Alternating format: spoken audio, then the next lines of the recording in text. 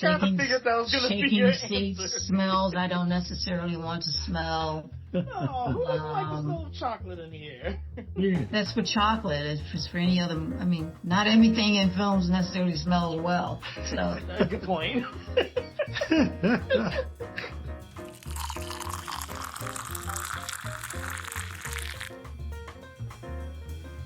Hello, and welcome to the Cup of Tea Critiques podcast.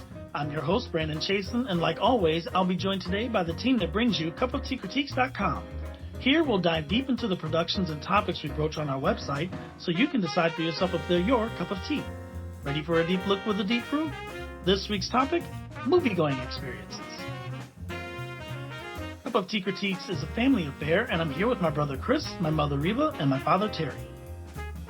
We have on several occasions mentioned throughout our various episodes, small tidbits of information of the places we've seen movies. And it got me thinking about the movie-going experience itself and how certain style of theaters really have an effect on the enjoyment of said production. They've been trying to enhance the movie-going experience over time. So, for example, 3D, IMAX, 4DX, and then Chris and I recently got to check out Cosm as well. I thought it'd be kind of cool if we just discussed some of our favorite times going and a little bit about the background on these types of experiences and just how cool they can be. Yeah. It's interesting you talk about that. I started thinking about these things in terms of time, going to drive-ins, and that was one type of experience, a while ago, where you sort of localized your viewing to you and however many people you had in a car. It could be a whole family. It could be you and a bunch of friends. It could be just a date night kind of a thing. The biggest leap for me was two things. When theaters stopped having those sort of scrawny seats that were like auditorium seats, and they went to recliners, and also the ability to pre-purchase tickets so you knew where you were in the theater. I remember when we used to go to the theater a long time ago that you were left with whatever was there. When you got there, it's okay, 3 seats up front. You want it or not. And now you have the ability to, over multiple showings, to kind of browse through and go, yeah, well, maybe not 315. We'll go to the 545 because there's seats that are, in an area that we like to sit. So that to me was like the first big leap. I remember when we went to see A Preacher's Wife on Thanksgiving. And of course they sold us the ticket. They don't tell you where you're sitting because it's open seating. And so you get in there and then you're standing around trying to find somewhere where you all can sit. And then to your dad's point, you have 2 people sitting in this row and then a person sitting on the other side of the theater by themselves and then somebody sitting on another side of the theater by themselves. And that just ruins the whole movie-going experience because you want to go enjoy this together. So I love that we can now do advanced ticket purchases. To me, that's huge. The way the movie-going experience has evolved in terms of just even stylistically what a theater looks like, let alone how to gain that access. The other thing, too, Dad, you were talking about this with the theaters. So they used to be sloped in the past. I'd like to fashion it, calling it more like a scoop look, but the theaters used to be more of a slope going down, and what you ended up having was somebody in the back row spilling their drink and everybody in front of them experiencing that. And what they did was they transitioned to more stadium style where each row was by itself. So if somebody, spilled their drink, it usually stayed on that row and didn't affect everybody else. I'm sure for all of the workers at those theaters, they got tired of mopping the entire theater in between showings. They didn't mop. The problem with that is the floor was always sticky. They didn't mop. Always sticky in those theaters. All right, or they mopped it with the wrong solution, probably. I think they mopped it. They just used something that made it worse. Yeah. No, you're right. They were sloped like that. They were all auditorium-like. That's pretty much was the style, was auditorium. Yeah. Yeah, I know we're going to talk about kind of some immersive experiences, but I think, the drive-in's one of the old ones. I think when I think about different movie-going experiences, it's just the way you can kind of just change the setting around it. I mean, out here in LA, they have rooftop cinema events down in Long Beach, I believe, they have boat cinema. So you can rent a boat, and then they have a projector, and so you can watch movies from a boat. There's a company called Cinespia that does screenings at the Hollywood Forever Cemetery, which is weird, but people have told me that it's not as tacky as it sounds. that it sounds to me anyway, but it's a very popular thing out here down in Hollywood. So there's a lot of ways, even, without getting into the more kind of futuristic ways to present a movie. There's a lot of different options, starting with drive-in cinema, but also, like I said, boat cinema, rooftop cinema. You can do a lot of different fun things. And some of this is obviously warm weather privilege out here. That's that we true. Can actually do a lot of that. But even, just summertime events, wherever you're at. So I just wanted to add those are, alternatives to just going to the movie if you find that stale or old in a way. Movie at a cemetery is not something that would rank high on, a movie-going experience I would want. Yeah, that's why I haven't gone yet. But people say it's not. But people say it's kind of. People say it's kind of. A lot of people seem to like it. They say it's not. It's not like by the gravestones or anything. It's like it's in a different part of it. I don't know. I haven't been. If I go, I can probably provide more more context. But I feel that's way too weird for me. I mean, I see the draw if you wanted to do that for a horror movie kind of a thing. Yes. But, yeah.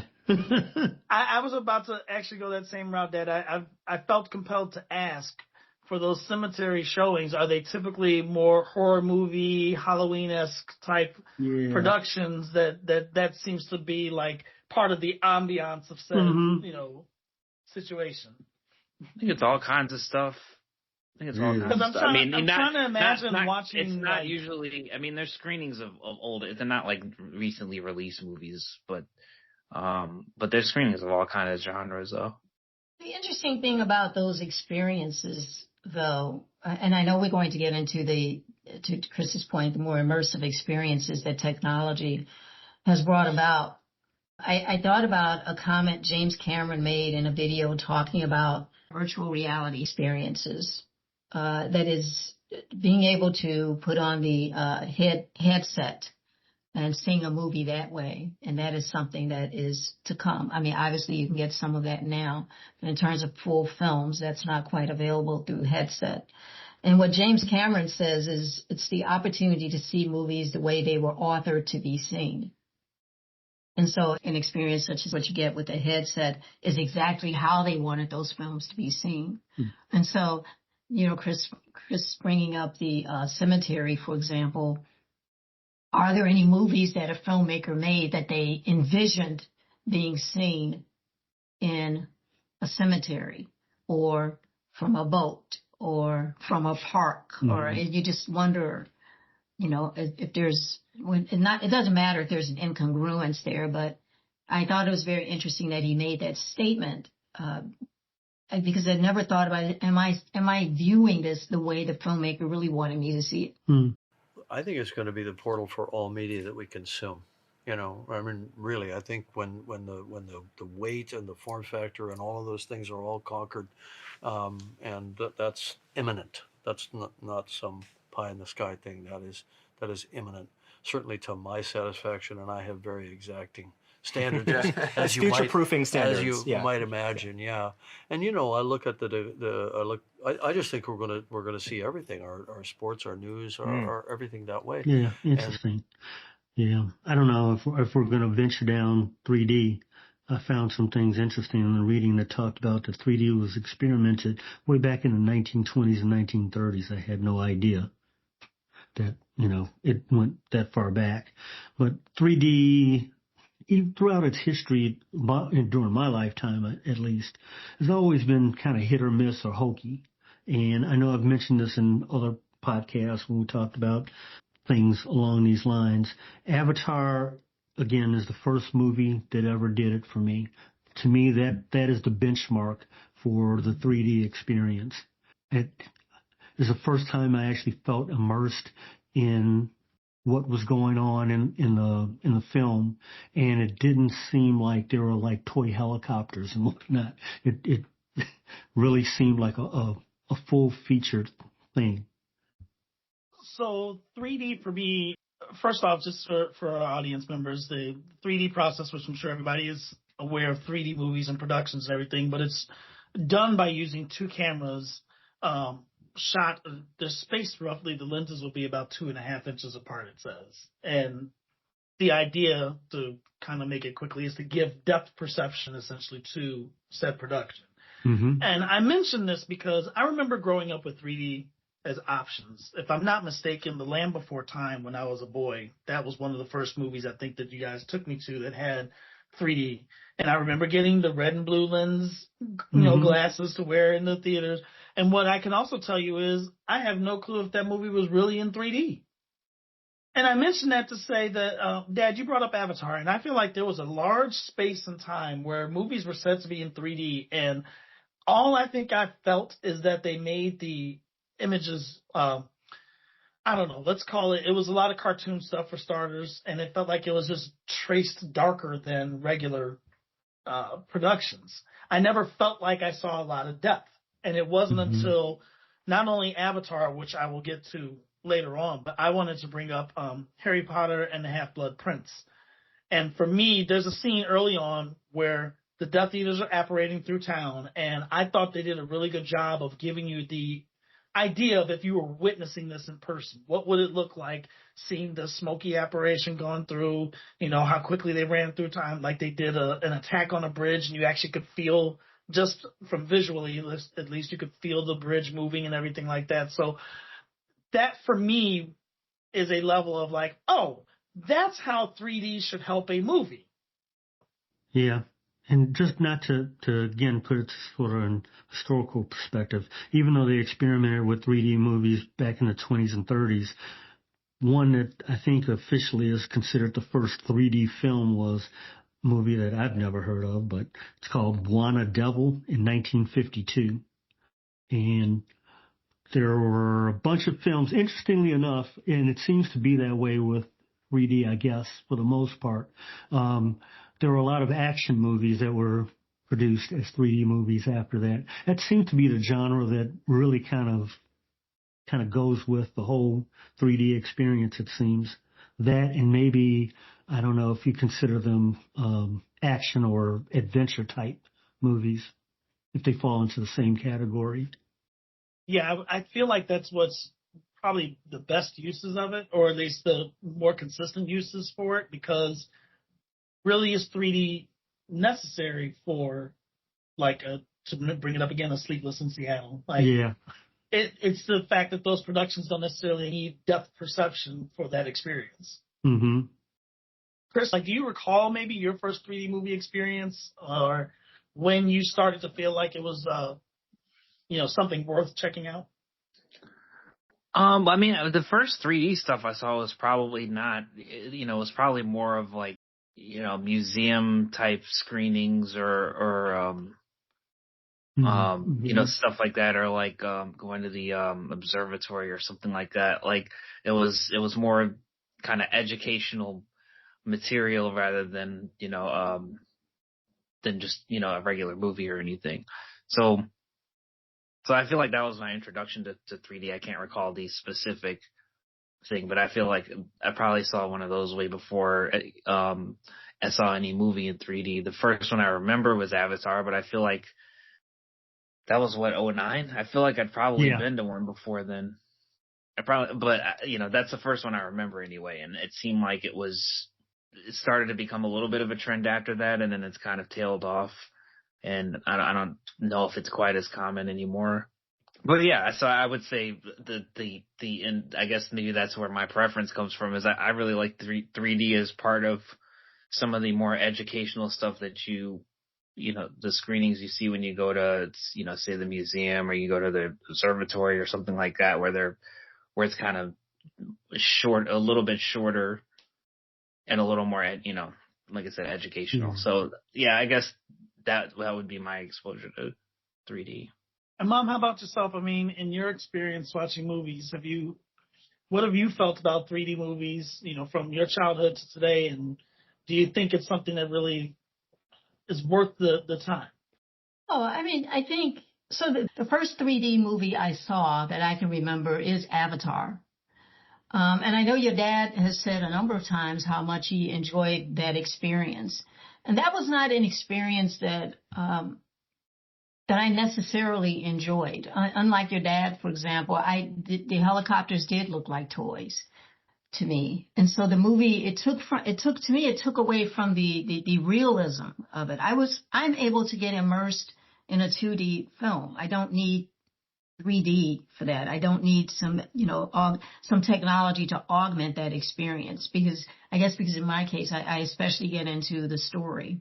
But in any case, I feel uncomfortable in 3D films, watching 3D movies.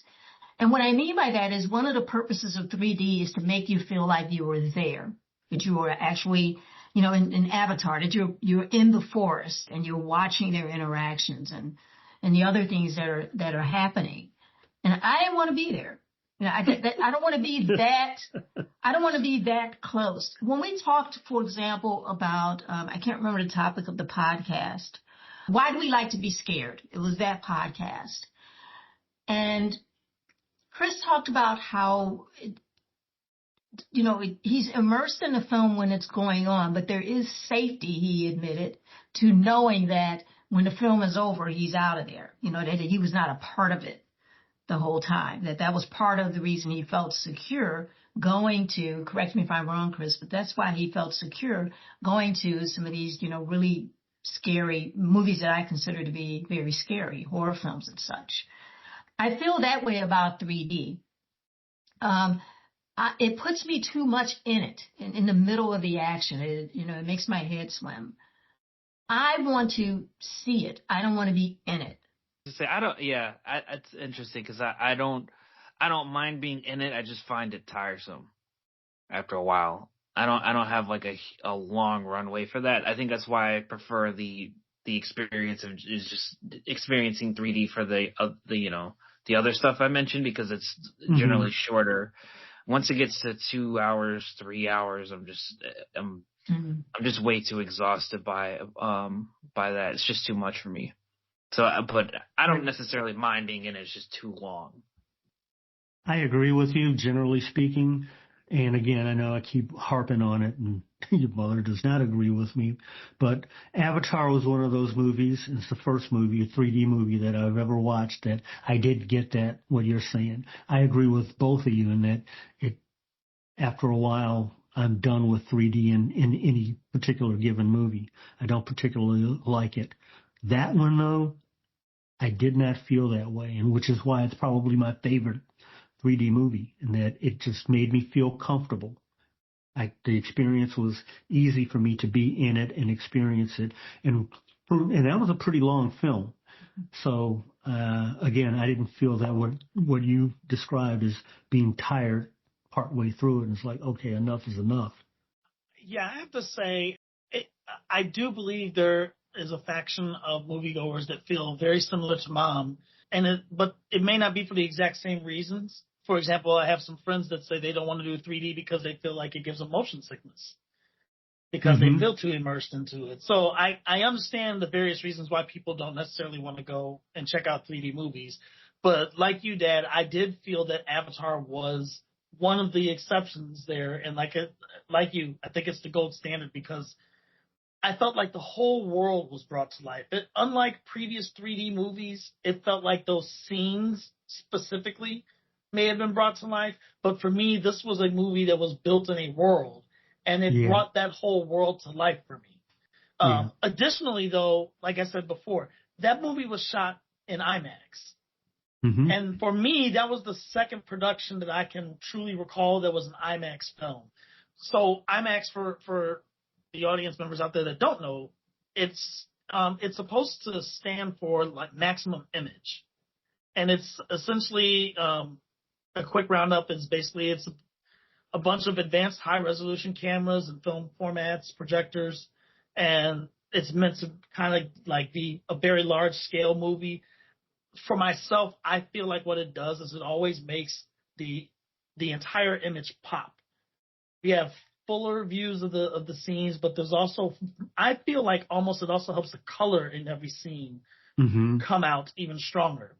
And one of the first movies to really be strongly promoted like that was The Dark Knight. And so that was the first movie for me. And I remember immediately going, this is the experience I'm looking for.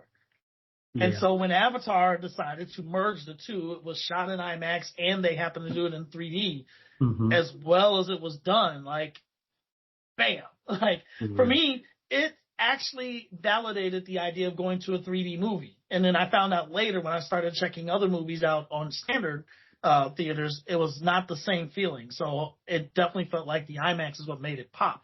And now, for me, that's like the standard of where I like to see my action movies, is I want it on IMAX. If it's in 3D, okay, but I really want them on IMAX because I love seeing I like to be able to see the entire scene. I like all of those colors to pop. I feel like the action feels even more alive. You let 5 people die. Then you let Dent take your place.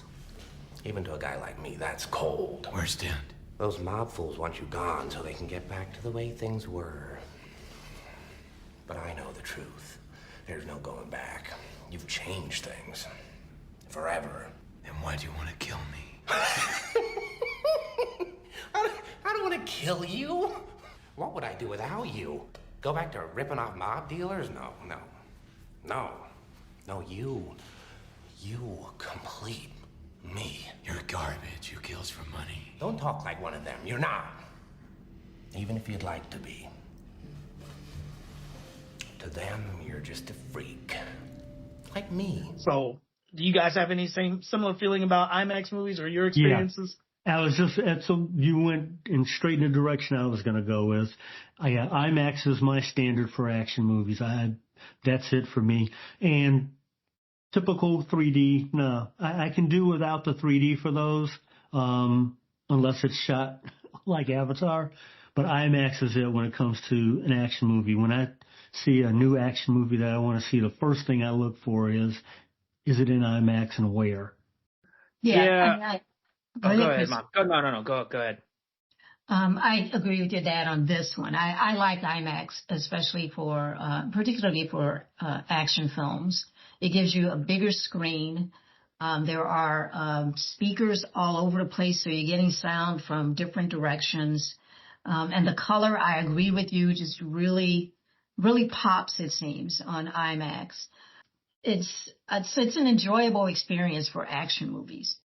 Yeah, I do like IMAX. I do like it for action movies. I do think it kind of depends a little bit on the action movie. I think some action movies are more of a spectacle and lend themselves to IMAX than others, I would say. Like, as just off the top of my head, just like, I think about maybe like a war movie or something like that, or even if it's not a war movie, just like a military movie like that, where it's where you might have a lot of wide shots, or you might have aircraft, and you might have these kind of vast landscapes in the background, and to me, that definitely, those kinds of atmospheres in a movie lend themselves to IMAX. By contrast, I think about maybe the Bourne movies, for instance. Those were I almost feel like in a lot of those fight scenes and action scenes in the Bourne movies, it felt like part of the way they made it intense was making it feel kind of claustrophobic. You felt a little boxed in. I think it was the Bourne. What was the third one? Ultimatum. Bourne Ultimatum. He has that long fight scene with the dude that's kind of in I think it's in the apartment, and it was just the way it felt so intense because of the way there wasn't any music going, and they were both so skilled, and it was just such a confined space, and I feel like that doesn't necessarily lend itself to IMAX as much. So so it kind of depends on just the style of action in the movie and the what the background of it is. Who's your source? What's his name? What's your source's name? Look, What's going on? Why are these people after me? Because you found something. You talked to someone inside Treadstone, someone who was there at the beginning. Who is it? You know I can't tell you that. You have no idea what you're into here. These people will kill you if they have to. Was it Blackbriar? Is that what this is? What's Blackbriar? Treadstone upgrade. My source told me it all started with you. He said that you were square one, the dirty little secret. He said he knows who you are. We have to move. Yeah, that's fair. So a Civil War, for example, would lend itself well to IMAX. Something like the movie Civil War. Yeah, Well, I think it's for sure. It's interesting that you said that, Mom, because I was actually going to bring that movie up in the opposite perspective, but I feel like every moviegoer has to know what they're willing to put themselves through when it comes to these different versions. And for myself, like Chris, I think there are movies that aren't necessary to need to be on IMAX, even if they are action movies or have action pieces to it. Bourne Ultimatum is one. And for me, Civil War is another, because there's a piece of me that's not ready to view something that realistic on a screen. It's already hard to handle as it is. And hard meaning like it's a great movie. It's very well done. But it's hard to... It takes me a little bit longer to get past them with an IMAX production, because now it's almost too real with the way that it's been in film. Conversely, though, you throw Transformers on IMAX or IMAX 3D, and I'm okay, because it's meant to pop those colors and show these oversized machines, and IMAX is the exact avenue to try and showcase something like that. The most significant difference between the two formats is the size of the screen. IMAX theaters generally have much larger screens than regular theaters, and the screen shape is different too. It's more of a square shape, designed to fill more of your field of vision. Aspect ratio plays a significant role here. Many films, especially those shot with IMAX cameras, feature a 1.43 by 1 aspect ratio, significantly taller than the usual widescreen 2.39 by 1 aspect ratio we see in regular cinemas. This means you see more of the image on an IMAX screen, both at the top and the bottom, providing a more immersive viewing experience. Yeah. What about the 4DX experience? Yeah, you guys experienced 4DX. We haven't, but I want to bring up something that we did experience that I imagine is like 4DX. You could tell me.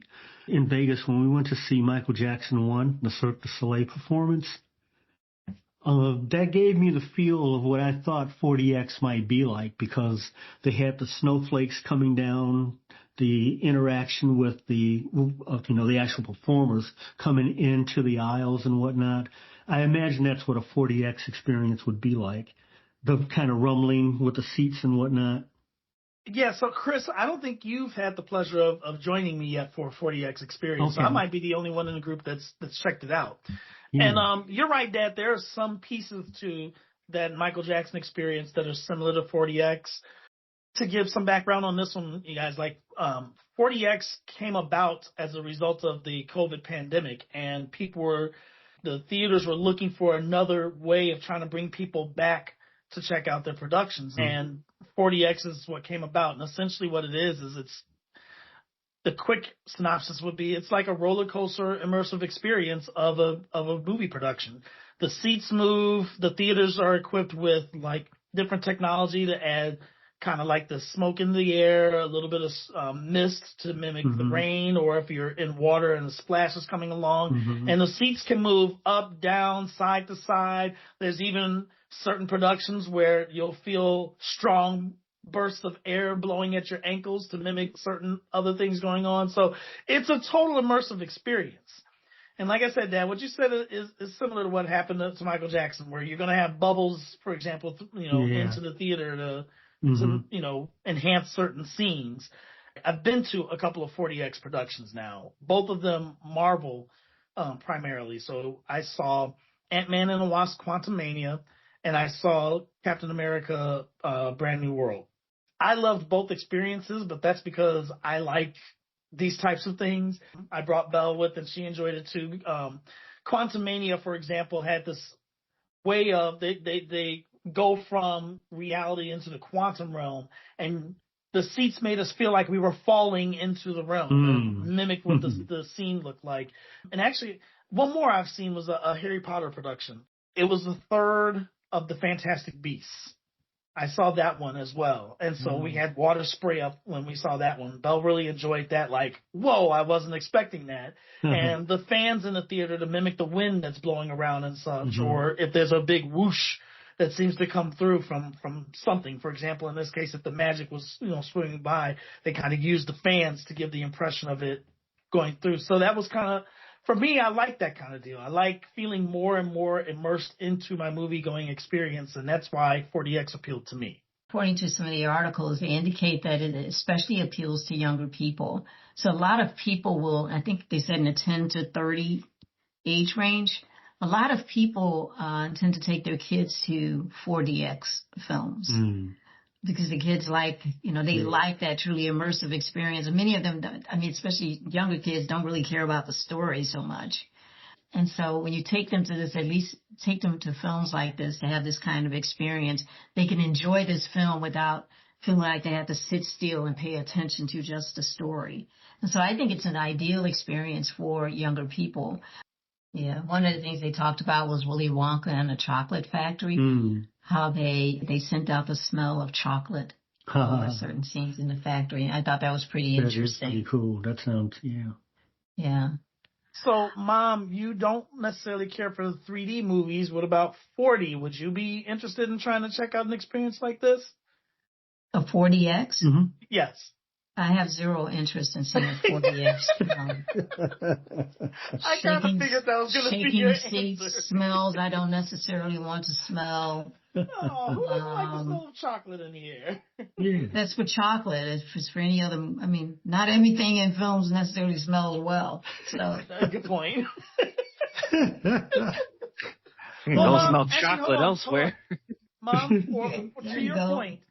to your point, not every aroma in a movie is pleasant. What about you, Dad, Chris? I've told you guys about these, but I'm curious if you guys have any interests. Oh, I would love to see one. Yeah. I'd like to do that.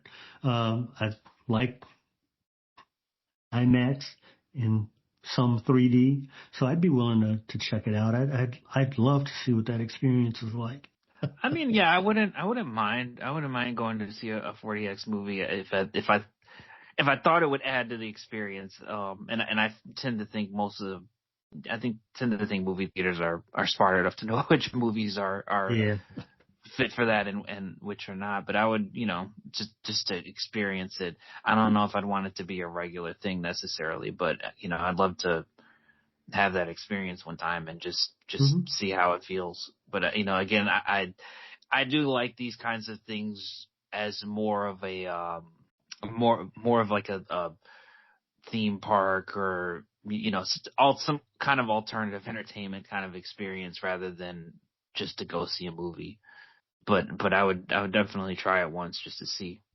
The 4DXs, they have to build special theaters for that, as you can imagine. The seats are designed a certain way. There's certain mechanics involved in that seating. If they're going to make them move at various points in the film, and then they're fit with certain types of I won't necessarily say speakers, but there are devices all around that allow for certain lighting, wind to blow, snow to drop, or misting, like in a seat in front of you. If there's a mist, they want the audiences to feel that, so it's going to shoot out of the seat in front of you.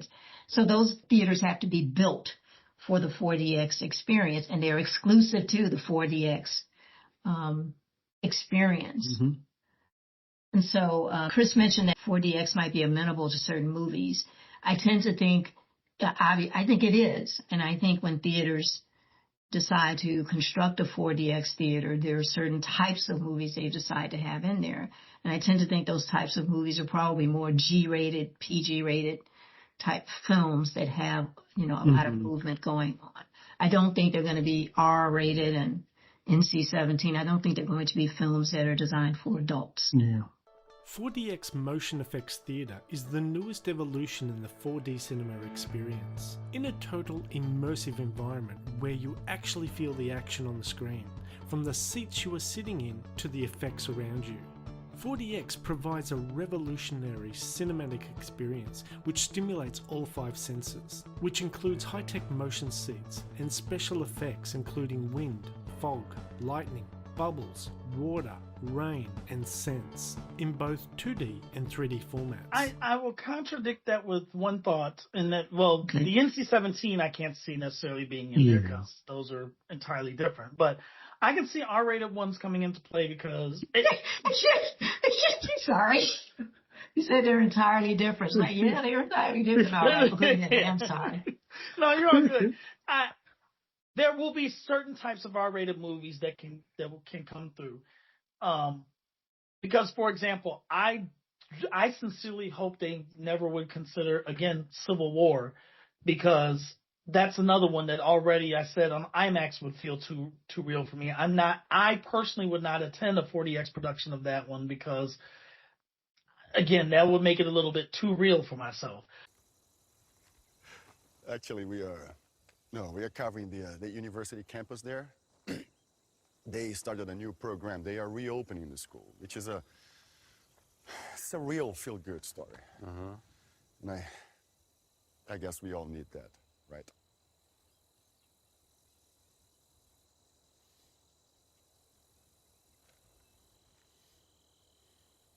Yeah. This guy's your colleague? This guy here? Yes, sir. He's my... That guy? But Deadpool, I know we're talking another Marvel movie, but I'm saying that to say a specific style of R-rated movie would qualify, I think, for the 4DX experience, and I can easily see people attending something like that. Mom, I want to... Oh, yeah. I didn't know Deadpool was R-rated. Oh, yeah. Deadpool had less than a 0% chance of being anything less than R-rated. Yeah. Okay. But that has a lot more to do with language than it does the scenes themselves. But that being said, I want to go back, Mom, and I want to ask you this, because you specifically call out how it's like a roller coaster experience to attend 4DX, and I don't disagree. However, there is an appetite for this kind of experience, in my opinion, and the easy way to view this is Universal Studios exists. And that entire idea is people being immersed in a roller coaster experience surrounded by, inspired by movies. So with that in mind, we've been to Universal Studios. Do you see a separation between a Universal Studios type experience and actually going to attend the movie designed with a similar idea? I don't care that a roller coaster is based on some movie that has a name of a movie splashed on it. So what? It's a roller coaster. Bottom line is it's a roller coaster. And so that's not something that's not an issue for me. What is an issue for me is when I go to the movies, I want to get into the story. I don't necessarily want to, have an experiential, encounter with it. I don't want to be in Avatar. I don't want to be in the jungles. I'm not trying to have a dialogue with the characters. This is a story you were telling me, and I want to get with that story. I want a really nice visual to go along with it, and movies rarely disappoint in that. But I want the story as well. And so to sit in a theater where, when someone's running, the seat is now rumbling under me, or when it's raining outside, now my hair is getting wet because they want me to feel what that character is feeling. Now, that's problematic for me. But like I said, I certainly understand where people enjoy that, especially kids. I can really see where kids would enjoy that. So it didn't surprise me that, younger people tend to gravitate towards these kinds of movie experiences. Chris, you look like you had something to say. No, I agree with that. I feel like the reason that it kind of appeals to like 10 to 30 is just this, I think the unpredictability of what's going to happen at that 4DX screening is probably what turns older people off. It's like, I went to watch this movie, now my back hurts, or I need to get my hair redone. Or, I got soap in my eye from the bubbles that they just sprayed in my face. Like there's all these different like possible kind of upset. I don't think everybody likes surprises, so it's it might just be too turbulent, I guess, in a sense. That's a good term for it. Yeah. Yeah, it might be too turbulent of an experience for a lot of people, even if it seems fun in theory. But to Mom's point, I definitely see where kids would really enjoy that. What's nice about these technologies is you have a choice in how you want to watch the film. It offers choices. Before there was just one, the 2D, the standard screen, and now we have, IMAX, 3D, a 4DX is coming along. So yeah, I like that it's added, choices so people can do whatever suits their fancy, essentially. Yeah. And they almost cater. Go ahead. Oh no, I was just gonna say they almost cater to different desires for you, how you want to spend your night in a sense. Because we brought up, I brought up rooftop cinema and boat cinema and the Hollywood Forever events, and they are. I think those are a little more, and even drive-in cinema, I think are a little more social than the typical just going to see a movie. I mean, that's typically not a social experience, but these other things make it more of an event where you might talk to people beforehand, or you're a little more spaced out, and so it just makes for a more social event. Whereas some of these that we're talking about are maybe on the other end of it is it's more of you're just experiencing this thing. It's you and the screen kind of. Even if you go with other people, it almost is a little even more solitary in a sense. The fact that it's so immersive, it's like it's even less social of an experience. So it kind of caters to a lot of different things. If you want to go just see a regular movie, you're not going to go to 4DX. If you're like, oh, I really want a different experience, you might try that. If you're like, I really want to socialize with my friends, maybe you go and do boat cinema. So there's a lot of different variations of the same thing. They kind of represent different desires for how you want to spend your evening. Yeah. Yeah. Two things on that point I was going to say is that it's not so much isolation in that it's kind of like going to an amusement park with your friends. It is a shared experience to some extent. So I get what you're saying in terms of you being immersed in it, but you are kind of sharing it with the people that you go with. The other is that you better go and you better go fast, because most of these things, they aren't in those particular venues for very long. One thing that happens to me occasionally is I want to see a particular movie, but I'm not ready to go the first or second week that it's open. Too bad it's not in IMAX anymore because something else has moved in. So you have to be cognizant of that when you make that choice of the experience that you want to have. Get it quick or else. Yeah. I do want to tap back, though, to the social aspect of movie going now with these new technologies. I like Chris's point in that, when it's 4DX, okay, it is going to the theater, and we just talked about this on our last podcast, how the theater experience is a community experience. You were enjoying this film with other people. This really came to mind when we were talking about the kid who was blind and could not see the screen. And what he likes about this audio technology for him is that it allows him to be a part of the theater going experience, that he can be in there with the rest of the community and enjoy the highs, lows, and everything in between of a film that he could not enjoy before. And so that was a long way of saying that these technologies do worry me in the sense that it can lend itself to isolationism. We think about virtual reality, which is what Cameron feels the future is headed toward virtual reality. That the best way to watch a film, many films, is through headsets, because it gives us what the filmmaker wanted us to see. It helps us to see the film in a way the filmmaker wanted us to see. The problem with that, though, is you're seeing it in isolation. Where is the experience with other people? And so that is something that is concerning. And with regard to the 4DX, you're right. You're in the theater with other people, but they are so in anticipation of the next seat rumble or the next mist in their face or the next snowflake that hits their forehead that they are not necessarily, I'm not so sure that it's the same as, a less technological movie-going experience. My response to that is when talking about the 4DX experience, Mom, I very much disagree with you because we've already said it's like a roller coaster. And most roller coaster experiences, people aren't going to Six Flags or to Disney World by themselves. And so we tend to go on these rides at these amusement parks and everything. And what's the first thing we do? We immediately want to talk about what we just experienced. And so there's not as much fear of isolationism when we're talking about a 4DX experience because it's not something you would probably go to do alone. You are probably going there in a group to enjoy it. And then when those events occur, they're ready to kind of just turn to the person to their right or left or whatever. And at minimum, share a head nod like, well, that was pretty cool or something like that. However, I will say about the isolationist experience when it comes to 3D, I think is very realistic fear.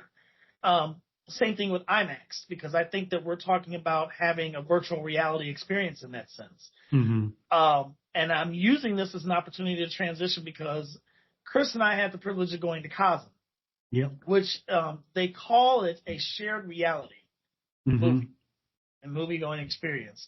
And that is absolutely the type of thing that I can see being packaged and marketed in terms of a virtual reality type of deal. But essentially what it did, so Chris, I'm going to kick it to you in a moment because, like, you're the one that found this theater, and I am super thankful because it was absolutely awesome. Cosm basically gave you a ginormous screen, but it had a center screen that showed the movie itself, and then, as they say, shared reality, so the extra around the original screen gave you the impression like you were in each scene of this movie.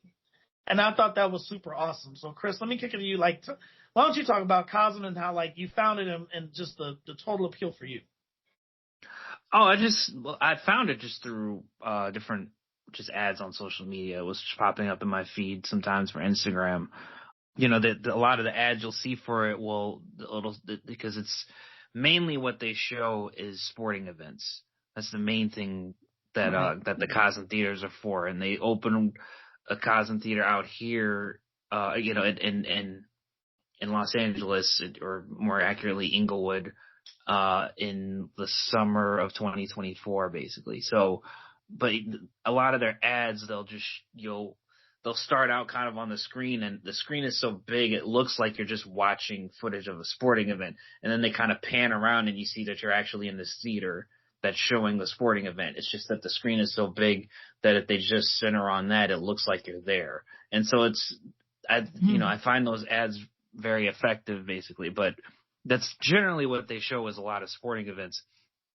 What Brandon and I went to see was The Matrix, which was the Matrix shared reality. And what they'll do, for instance, is you know, if there's a scene at you know, let's say the exterior of an apartment complex, sometimes they'll show you, you know, additional, you know, parts of the building on the side or something like that. Like they'll kind of it's kind of supplementary in a way. Like they'll just add different things kind of on the edges that pull you into the scene a bit more.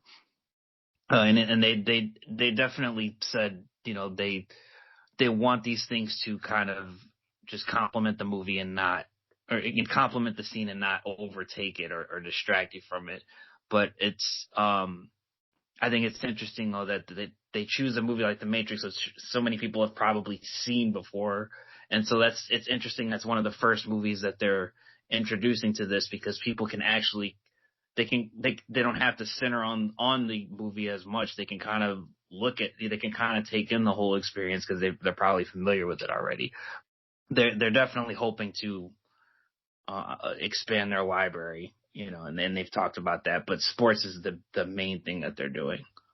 Yeah. So the best way I can try and paint the scene here is probably very specific to Chicago and Chicagoans, but the Museum of Science and Industry out here has the IMAX theater.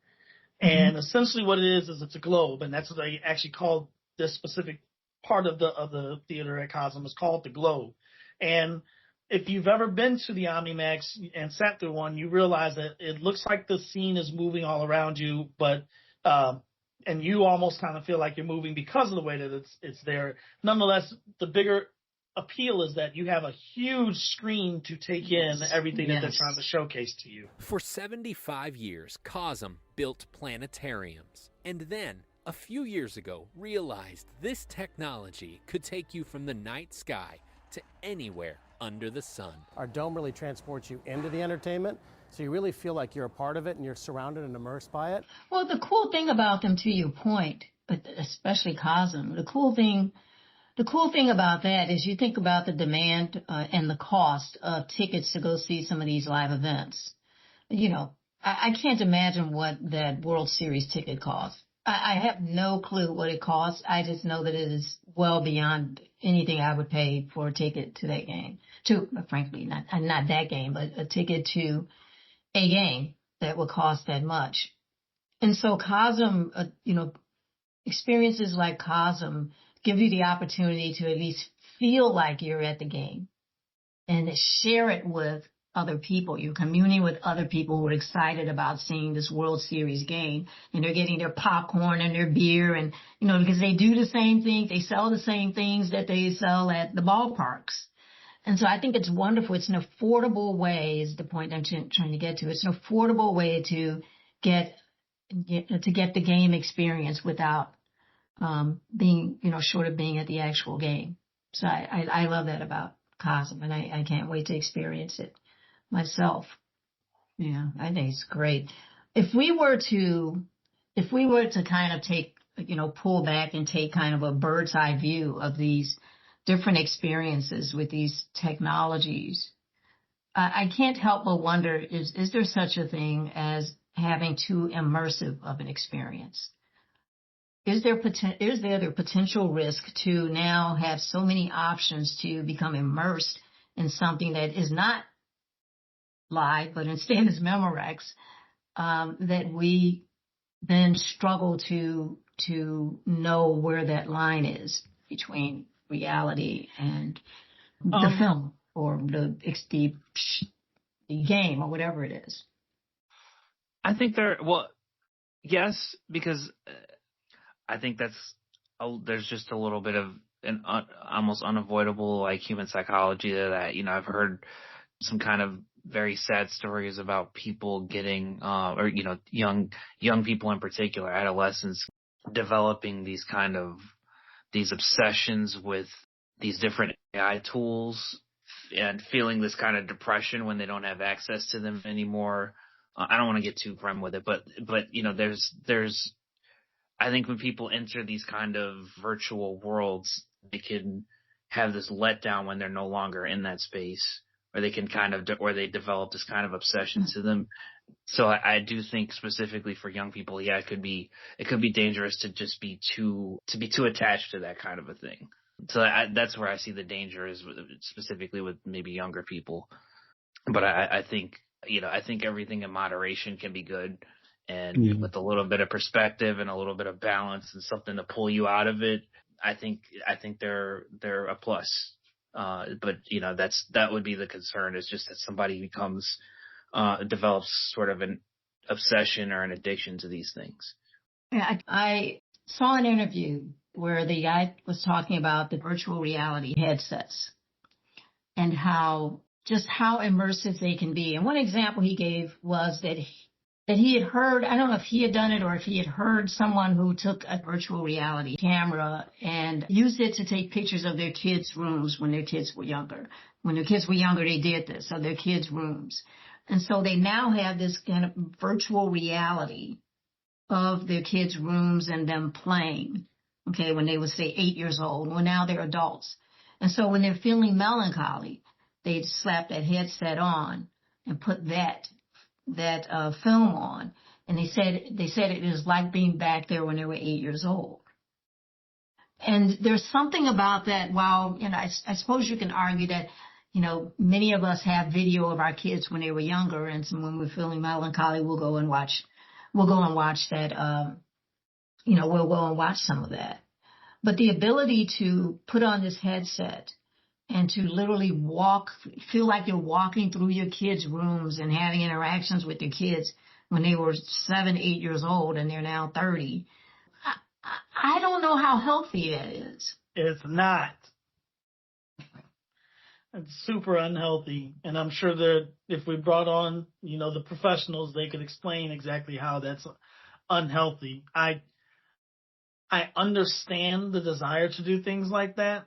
I just think that at some point somebody has to be the grown-up in the room to tell the other grown-up, like, yo, like, part of the journey is the next steps and, you know, getting to the next piece. You shouldn't keep looking backwards. Yeah, that's you know, that's also why we have pictures.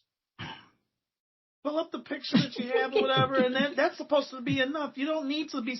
That's the thing, is that I feel like there's technology already to help you have a nostalgic moment going back in time, stating, oh, I remember when they were this size in this room and everything like that. But it's a picture, not literally. Have you heard of photographs? I mean, in 2040, if you all saw me in a virtual reality space on an Oculus or something like that, with images from 2017 of Belle's room, or watching her play like she's a Bellatron when she was 3 years old, wouldn't y'all think there's something wrong? Wouldn't you want to give me some help that I'm literally trying to immerse myself in this video like I'm there in that moment, especially when I could just do it with a picture?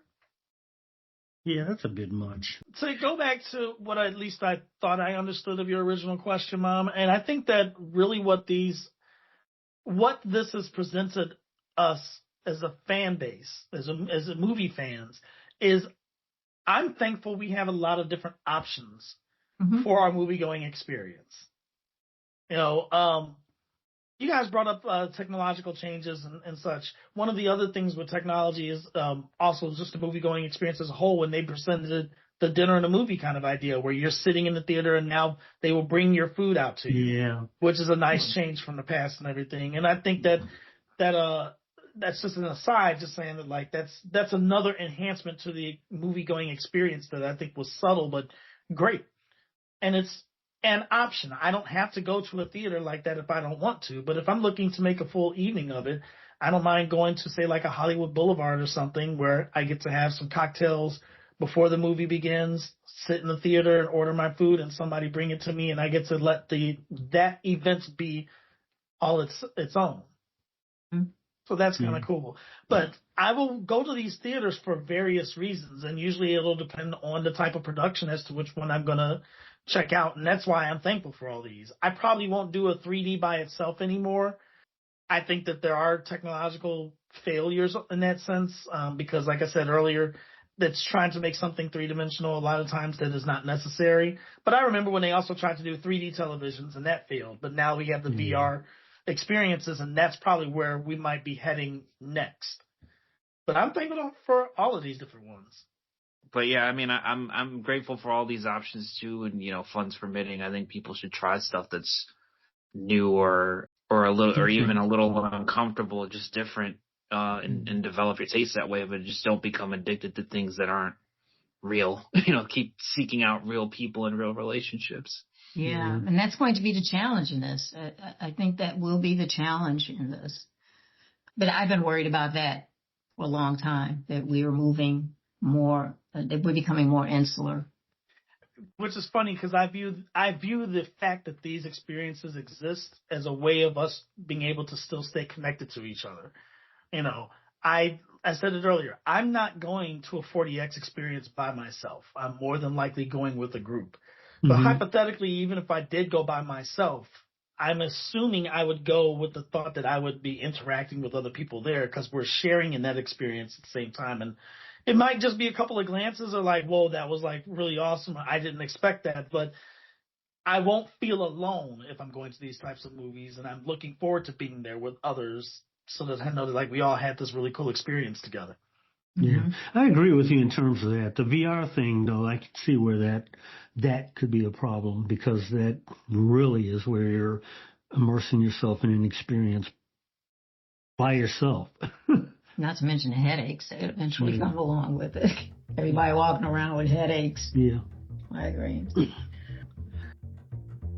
Thanks so much for listening to the Cup of Tea Critiques podcast. Honestly, we could go on and on like we do at our dinner table, but we appreciate you figuring out your cup of tea along with us. Make sure you rate and follow us wherever you listen to your favorite podcasts. Also, leave a comment sharing one of your favorite movie-going experiences. You can stay in the loop on all things COTC by subscribing on our website at cupofteacritiques.com.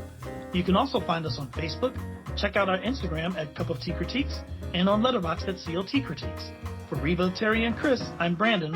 We'll see you next week for another Deep Look with a Deep Brew.